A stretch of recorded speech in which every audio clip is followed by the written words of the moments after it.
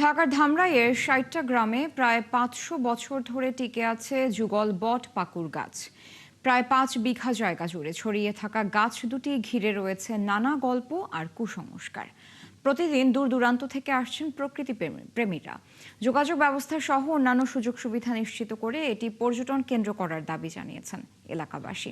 রাসেল হোসেনের তথ্য ছবিতে প্রতিবেদন। এই গ্রামে আজও টিকে আছে ৫০০ বছরের এক দম্পতি। প্রায় ৫ বিঘা জায়গা জুড়ে তাদের ঘর সংসার ও সন্তান সন্ততি। এদের ঘিরে রয়েছে নানা পুরাতন গল্প ও লোকবিশ্বাস। এরা এক বৃক্ষ দম্পতি। গল্পটি ঢাকার ধামরাইয়ের ৬০টা গ্রামের যুগল বটপাকুড় গাছ ঘিরে।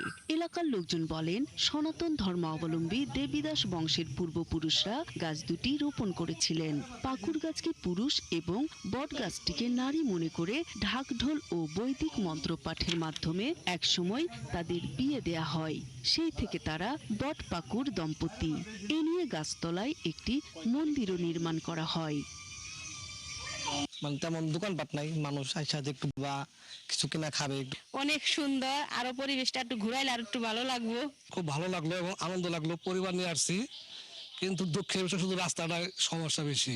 তারা অনেকেই বিশ্বাস করেন গাছ দুটি তাদের দেবতা, তাই তারা প্রতি বছর পহেলা বৈশাখে গাছের নিচে নানা পূজা অর্চনা করেন।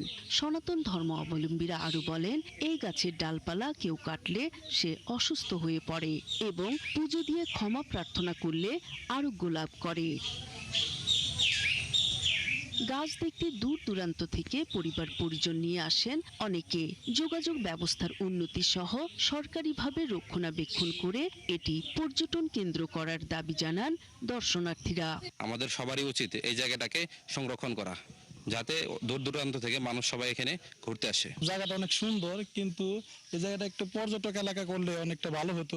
এ নিয়ে দ্রুত দরকারি ব্যবস্থা নেওয়া হবে বলে জানান ধামরাই উপজেলা নির্বাহী কর্মকর্তা আল মামুন।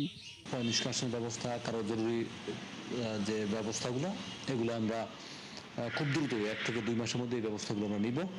সাথে সাথে নিরাপত্তা জনিত যত ধরনের ব্যবস্থা নেওয়া যায়, মানুষজন আসলে দেখতে আসলে আমরা চাচ্ছি এটা একটা পর্যটন স্পট হোক।